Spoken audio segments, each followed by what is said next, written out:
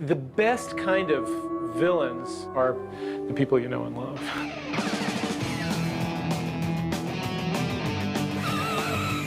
I'm not a vampire, but I play one on TV. It was all in vampire face. I looked in the mirror and I smiled. I mean, you know, that's pretty scary.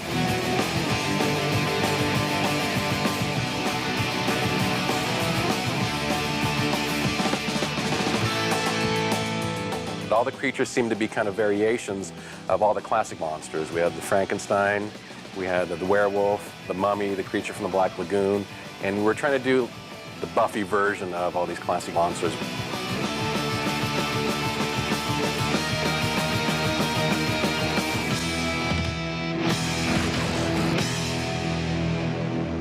Second season was really about playing the interpersonal relationships, playing the soap opera of the show more than just the monster of the week. That's why we introduced villains who were a little bit younger and could really interact with ours. Close your eyes.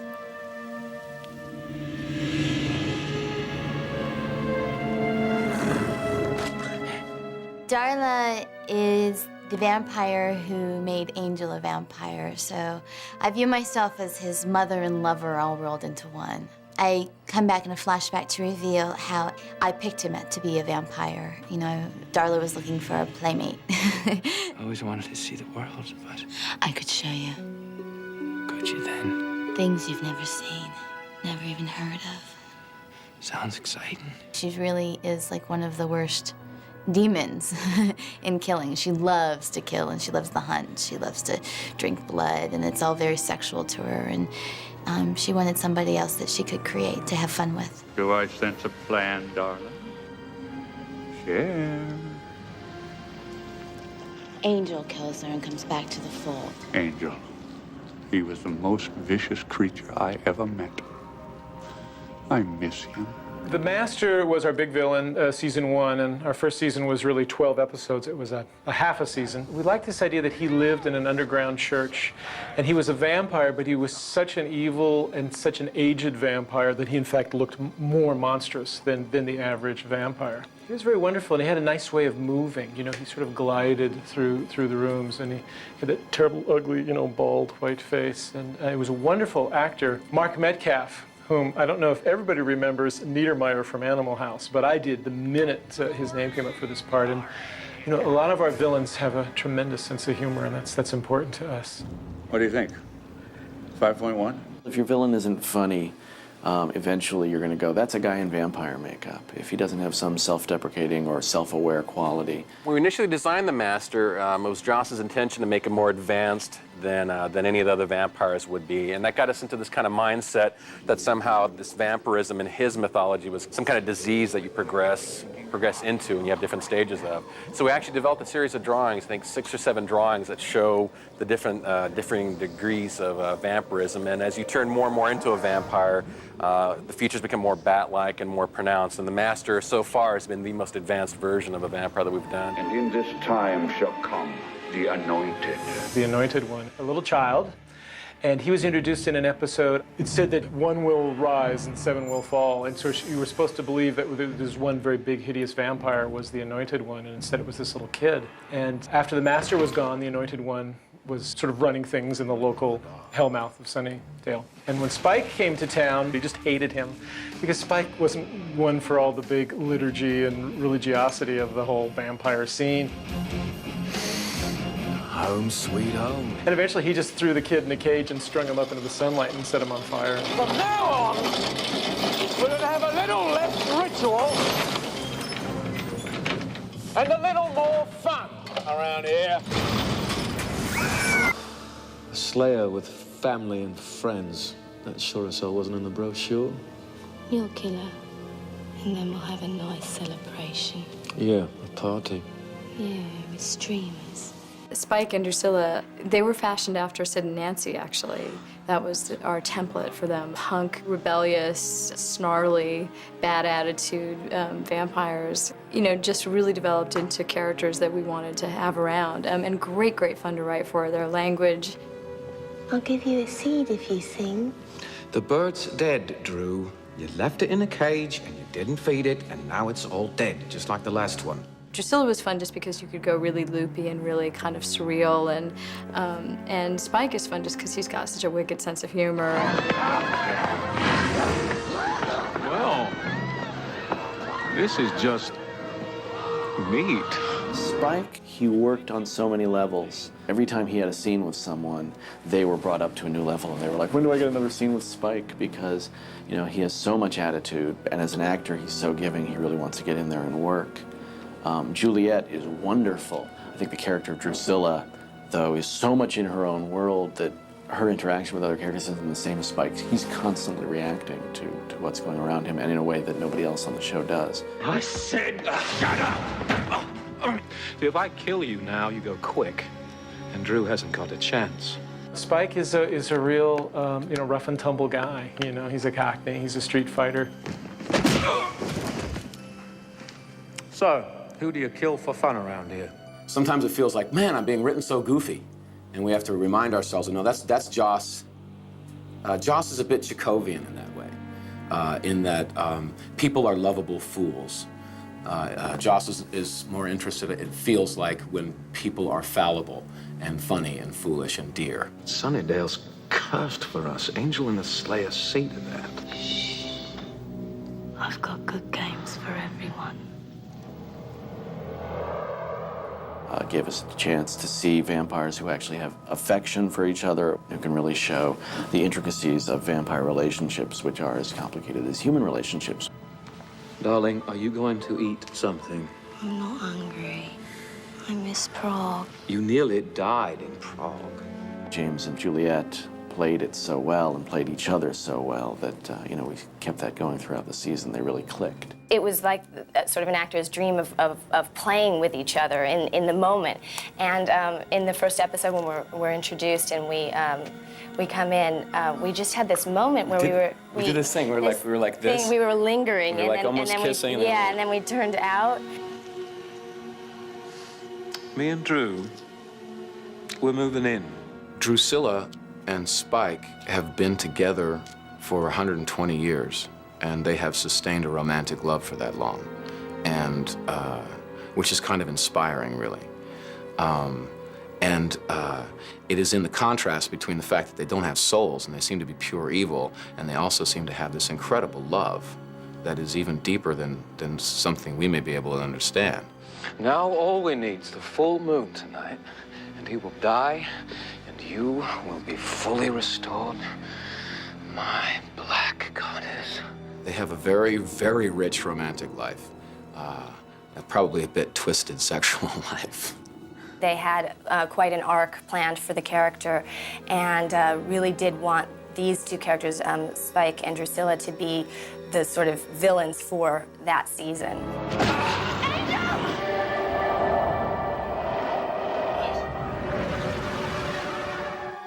Happy birthday, Buffy. I like to say she's touched. Do you like daisies? She is evil. She is diabolical. She is becomes strong because she starts out weak in terms of physically weak, but strong in terms of her desires.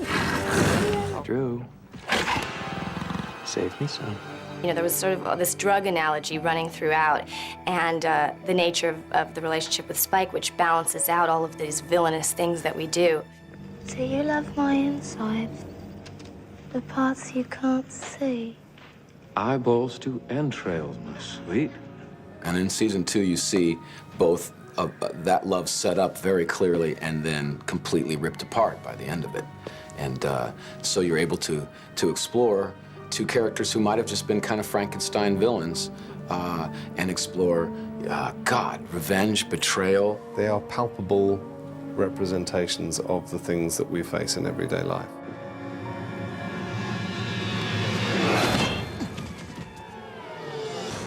You get the hell away from my daughter.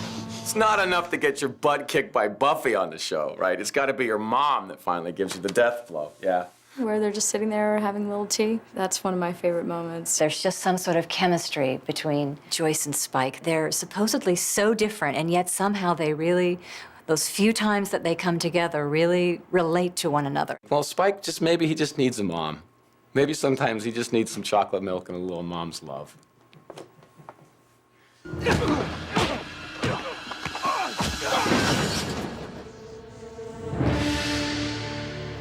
Hello, cutie. I believe Spike was supposed to be killed off. I'm good.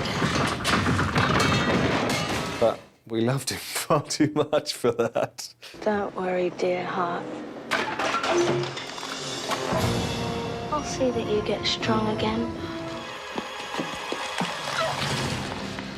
Inca Mummy Girl was the first episode I did. Inca Mummy Girl, who's this beautiful woman who kisses people. When she kisses them, I believe she kills them and steals their souls. She's about to kiss me, and right before she kisses me, Xander yells something, and she spooks away, and I run off, realizing that perhaps something odd is going on. See, it's a tricky thing, because if she would have kissed me, I would have been killed, and I never would have been on the show again. However, this is a very attractive woman, so it could have been nice. I don't know. I guess it worked out best for me. Just don't mind the phallic imagery, I guess I would say about Reptile Boy. You know, yes, it's a metaphor. No woman speaks to him. You don't want her. Look at her. She's all skin and bones. Half an hour later, you'll be hungry. Well, Reptile Boy was a show that I wrote and directed, but of course I broke the story with Joss. And he had a notion of we should do a frat house party episode. And we should, you know, be so bold as to have such a slim metaphor as to say these bad frat guys literally worship a giant snake that lives in their basement and gives them power and money and glory. Reptile Boy was a great episode. God, it was hell in that cave because of the mold and all the stuff that went into making the set, which was phenomenal. It was interesting to be locked up, chained up in a dungeon, but I'm glad those days are over. Young men are the only way to go.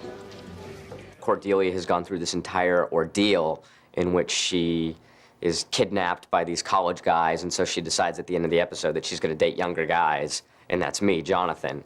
And I'm not the smoothest cat on the planet with her, on or off the set. I'm very just awkward.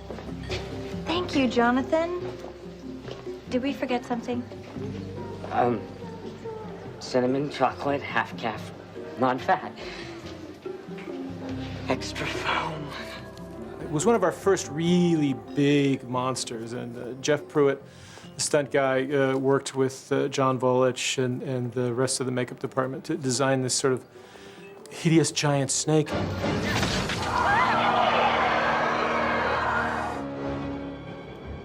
Showtime. Ethan Rain, an old friend, actually, of Giles's. Hello, Ethan. Hello, Ripper.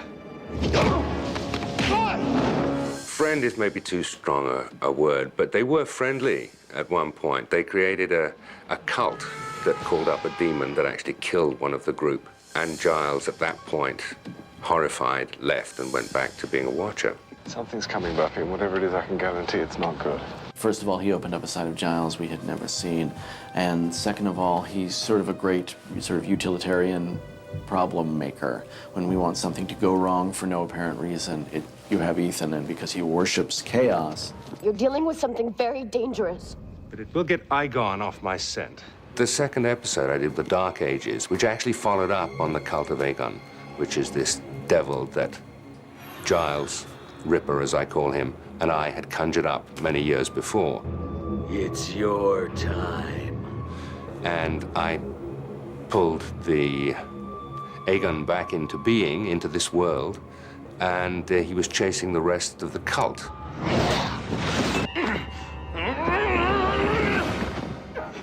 I've been waiting a long time to do this. The whole thought behind the Dark Age was really just when you try to cover up your past, when you try to run away from it, it's going to blow up in your face and it will impact the people around you. And that's why we took a demon that would possess Jenny Calendar so that she would be physically corrupted by what Giles had done. Was it good for you? In Halloween, I'm a costumier, or I'm pretending to be a costumier, and the costumes that people buy from me dictate the characters that they become. People like to be frightened. It jolts them out of their complacency. Time to run.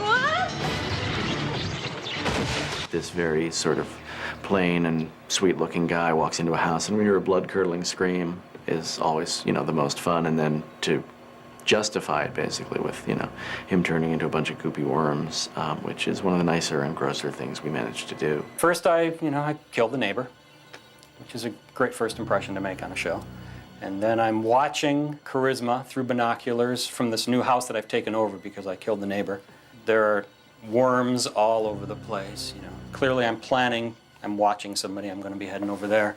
I knock on Charisma's door and hold up my little makeup kit, my cosmetics kit, and talk about what I'm offering to sell. I was wondering if I might interest you in some free samples? Free? I'm standing there, and I just instantly convert into worms and fall to the floor and start squirming, which freaks out Charisma and Nikki. And then I reappear and reappear in the house. He can turn to worms, then crawl under the door, and then rebuild himself and be, in the worst place in front of you.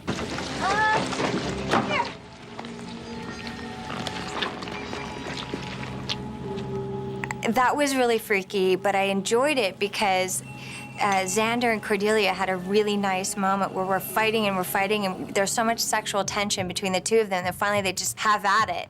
Moron. I hate you! I hate you! All right, listen up and answer when I call your name. Buffy Summers? Patrice is, I think, one of the very few, villains we've had who's armed. She was some sort of creature, but dressed in a cop outfit. She sort of grabs me and puts me in a chokehold and then throws me down. It was all very physical, which was fun. And then at the end of the scene, I'm confused whether, everything just happened was for real. Was that a demonstration? Buffy, how about a nice game of Parcheesi? I wasn't a vampire. I was not a bloodsucker at all. I just wanted people to understand me. Joss had a great idea for a show called Ted, a Buffy's mother's crazed, psycho, part robot, serial-killing boyfriend. Do you want me to slap that smart-ass mouth of yours? Who's up for dessert? I made chocolate chip cookies. It allowed John to sort of take his persona and just ossify it, crystallize it to the point where he was a joke, where he was like, a father knows best kind of automaton. I'm not going anywhere. May I be excused? You can go to your room, young lady. That's where you can go. The first half, you think, hey, Buffy, just relax. Give the guy a break. He's almost too good to be true. And there's something about Buffy that I think she sees her mom reacting to this guy in a different way, and it threatens her. But then there's just something about the guy. He's just too perfect.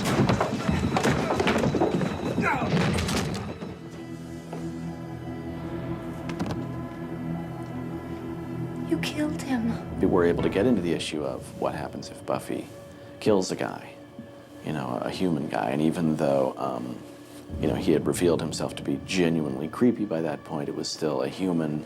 And so that was something new for her to go through. What was he, a demon, a giant bug, some kind of dark god with the secrets of Nouvelle cuisine? I mean, we are talking creature feature here, right? He was a person. And I killed him. Don't say that. Why not? Everyone else is. To bring him back and show that he was in fact a murderous robot is just fun.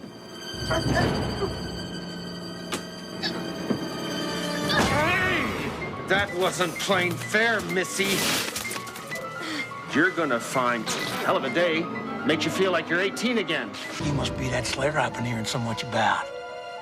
Lyle Gorge, pleased to meet you. Pleasure's mine. The Gorge brothers, Lyle and Hector Gorge, a couple of wacky vampire brothers out of Texas. And they were these nutty, low-rent vampire brothers who lived in drains and ate rats. Lyle and Hector actually kind of modeled after characters from the Wild Bunch. She's so cute and little. You think we can keep her? Well, hello.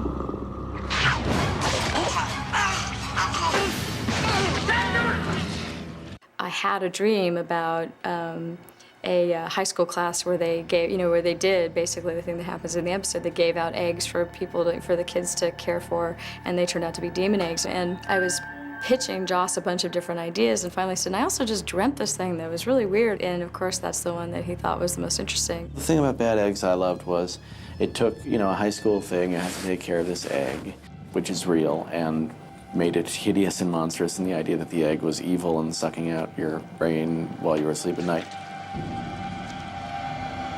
And eventually the whole town is turned into zombies, and they're worshiping this huge mother. We call it the Bazaar, sort of the mother of all these horrible egg creatures that attach to your spine and make you do their will. And now Buffy, of course, was tough enough to defeat the creature.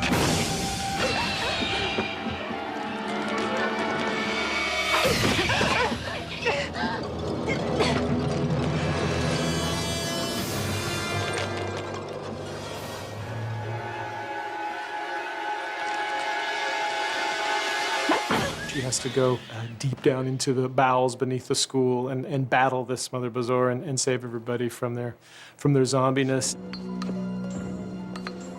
Mom? Kill them.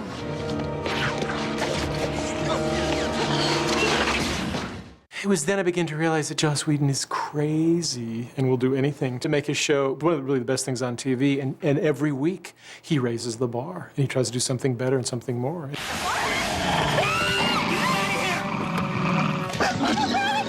Here we have one of our, running characters, major characters, turning into a werewolf. Willow, please. Get out of here! It was a fun thing to do with the character, and I don't think we had any idea how much it would resonate later on in terms of theme. And, I did a couple of episodes in the next season where we continued to play with the idea of Oz being a werewolf and his relationship with Allison, with Willow.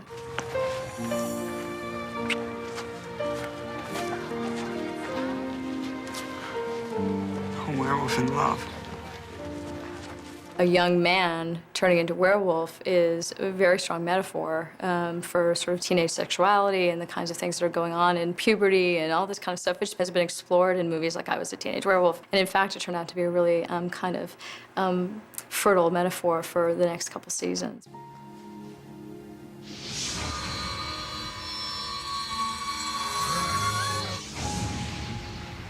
He'll come again tonight.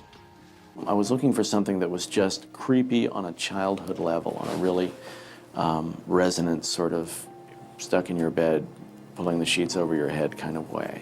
I was thinking of Grimm's fairy tales. I was thinking of, the old witch, the ogre, things like that. Joss kind of went into his little bag of childhood horrors and said, we should do an episode about sort of the boogeyman, the scary thing that only kids see.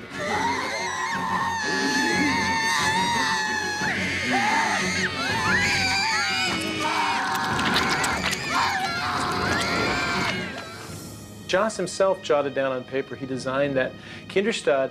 And again, it was a very frightening character. He almost seems to come out of your innermost dreams. He's not like, ooh, I'm a scary guy with big teeth, or I'm full of scales, or I'm dripping pus.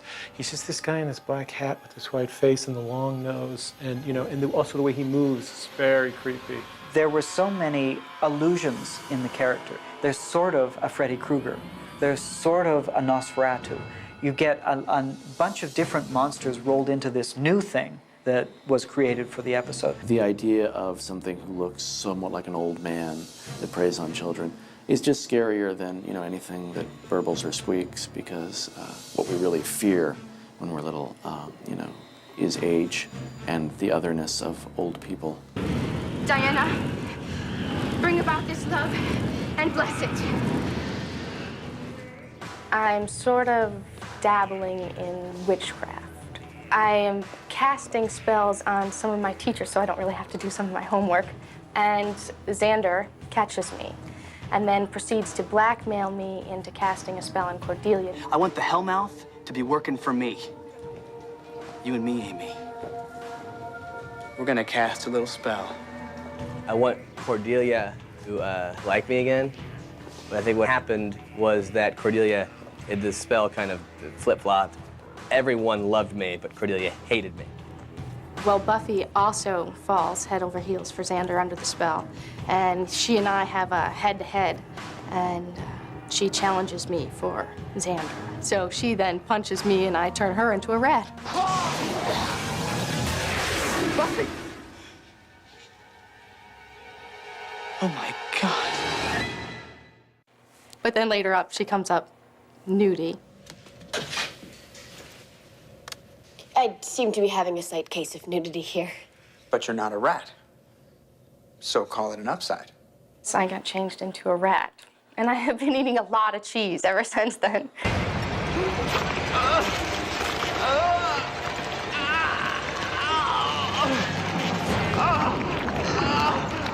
Go Fish was our steroid episode in the sense that the idea of athletes taking steroids and how it messes them up. And, you know, basically it was what if steroids turned into a great big fish? We were playing on the creature from the Black Lagoon. We just took a great old movie monster and had some fun with it. Make them dark, make them wet. Wet is always scarier than dry. That sort of glistening sort of ickiness to them that makes them like genuinely like fish, which can be really creepy.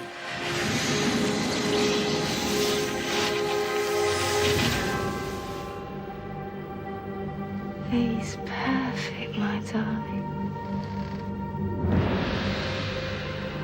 Just what I wanted.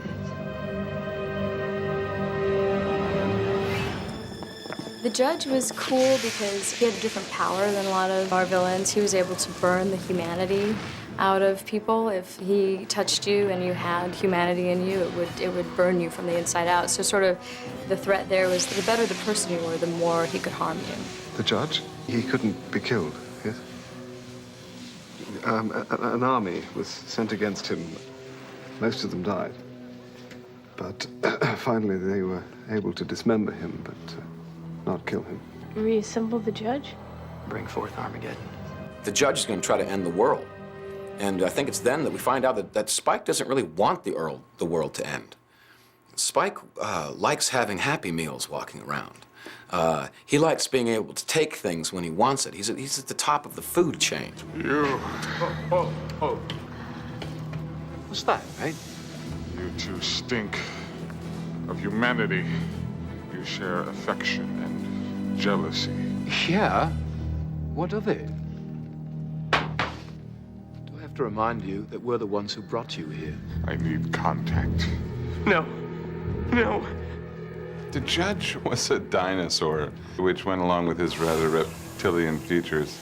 A person who had been awakened from centuries of entombment and pieced back together by Spike and his cohorts, and didn't really understand that technologically weapons had changed, and which led up to his very, very hysterical demise when he was looking at the rocket launcher that Sarah was holding. What's that do?